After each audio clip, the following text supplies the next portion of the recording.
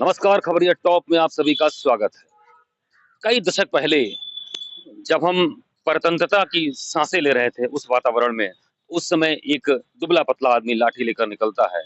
और हमें पूरे भारत जो कई राज्यों में, कई प्रांतों में बँटा था, उसको एक संघ का रूप देता है और पूरे भारत को इकट्ठा करता है और ऐसे में एक आंदोलन की ऐसी राह छेड़ता है कि वह आज़ादी लेने के बाद ही मानती है। ऐसे में ब्रिटिश सरकार जो उस दौरान थी, जो बंदूकों और तोपों से लैस थी, उसके पास भी ऐसे अहिंसात्मक आंदोलन का कोई काट नहीं था। जी हाँ, हम बात कर रहे हैं राष्ट्रपिता महात्मा गांधी के उस बताए रास्ते पर, उस असहयोग आंदोलन वाले रास्ते पर या कि किस तरीके से आप अपनी जायज मांग को, चाहे किसी भी की सरकार हो, चाहे कोई शासन प्रशासन हो, अगर लंबे समय तक आप त्याग, बलिदान और संघर्ष करते हैं, उसके बाद विराम के साथ फिर संघर्ष करते हैं, तो अंततोगत्वा आपको आपकी मंजिल मिलना तय हो जाती है। जी हाँ, यह वही स्थान है यूपी रोडवेज मुख्यालय राजधानी का, जहां पर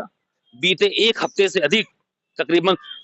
सैकड़ों की संख्या में ऐसे मृतक आश्रित थे जो सूबे के विभिन्न रीजनों से यहाँ पर आकर नौकरी मांगने की गुहार को लेकर यहाँ पर कभी निगम प्रशासन, निगम प्रबंधन, कभी परिवहन मंत्री, तो कभी सरकार से गुहार लगा रहे थे। लेकिन आज तकरीबन 10 दिन के बाद उनकी गुहार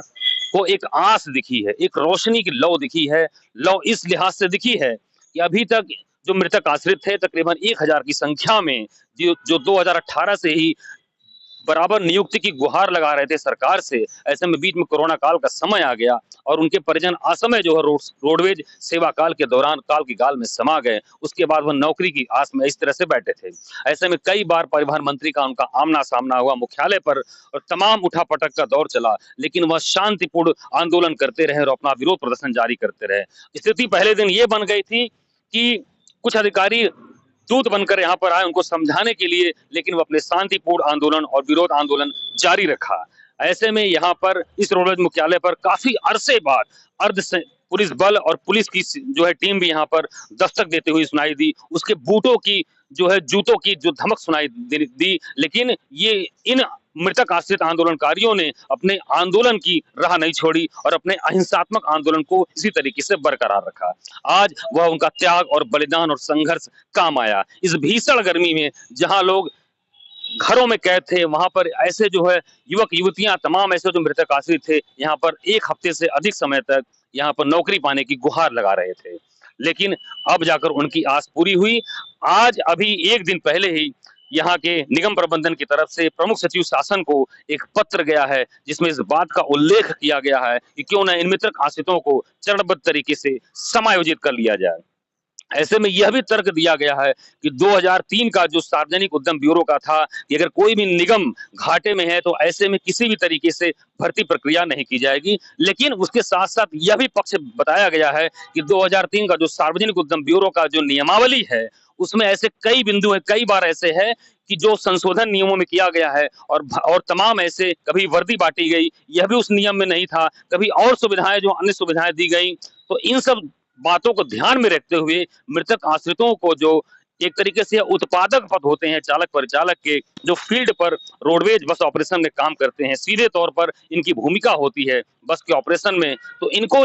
रोडवेज में शामिल करना किसी भी लिहाज से हानि का सौदा नहीं है। वैसे आपको बता दें कि बैलेंस शीट के मुताबिक अभी तक हालांकि ऑडिट का काम चल रहा है। जुलाई में बताया जा रहा है कि बैलेंस शीट जमा हो जाएगी और तकरीबन 100 करोड़ से ऊपर निगम इस समय फायदे में चल रहा है। तो हर लिहाज से स्थितियां जो है मृतक आश्रितों की नियुक्ति पाने के पक्ष में दिखाई देती हुई नजर आ रही हैं। तो आज इसी जब यह पत्र जैसे ही मीडिया पर, सोशल मीडिया पर वायरल हुआ और तमाम जानकारी मिली और रोडवेज जानकारों का कहना है कि यह उम्मीद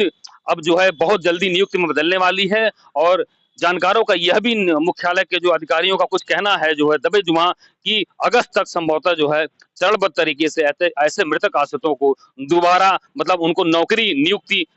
इसमें शामिल किया जा सकता है। तो वाकई यह एक जो उनके संघर्ष का, जो उनके शांतिपूर्ण आंदोलन का एक बहुत बड़ा परिणाम रहा। और आपको बता दें खबरिया टॉप के दर्शकों, हमारे व्यूअर्स की इस खबर को बहुत ही प्रमुखता के साथ खबरिया टॉप यूट्यूब चैनल के माध्यम से जो है खबरिया टॉप की टीम ने उठाने का प्रयास किया था। उसके साथ ही साथ तमाम मीडिया साथियों ने भी और तमाम प्रमुख समाचार पत्रों ने भी इस खबर को प्रमुखता से स्थान दिया था और अपने भारतीय लोकतंत्र की व्यवस्था में चौथे स्तंभ की भूमिका को बहुत ढंग से जो है उपस्थित करने का एक मौका, एक अवसर दिया था। तो ये सब बातें जो रही मृतक आश्रितों के हित में दिखती हुई नजर आ रही हैं और उम्मीद है कि उन मृतक आश्रितों को जल्द ही रोजगार मिल जाएगा और अपने जीविकोपार्जन में लग जाएंगे। अब तब जाकर समझ में आया कि वाकई यूपी रोडवेज आपका अपना साथी है। देर सवेर हर जगह सिस्टम में हो सकता है, लेकिन प्रक्रिया चालू हुई और इस लेटर के जारी होने के बाद से अब ये लग रहा है कि मृतक आश्रितों की उम्मीदों को अब पंख लगेंगे, उनके हौसले बढ़ेंगे और उनका जीविकोपार्जन जो उनका पहिया है जीवन का, वो इसी तरीके से धीरे धीरे चलना शुरू हो जाएगा। खबरिया टॉप की टीम के साथ बने रहिए, कुमार रवि कैमरामैन राजू के साथ।